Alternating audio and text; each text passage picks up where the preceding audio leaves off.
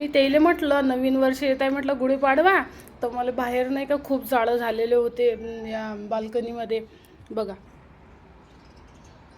तर मग त्यांनी म्हटलं मला बाल्कनीतले जाळे काढून द्या. मला हात पुरत नाही.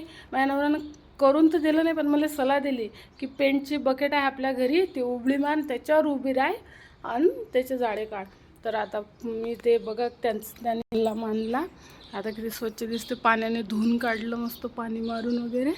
त्यानंतर 15 दिवस गावाला गेली तर डायरेक्ट पार झाड जळून गेलं. ह्याच्यावर व्हाईट कलरची बुरशी लागली होती बघा. कढीपत्त्याचं झाड छान झाले, वास पण मस्त येते. त्यानंतर इथं खोडपळ हे एकाच ह्याच्यात वाढत आहे, दुसरी सुकून गेली.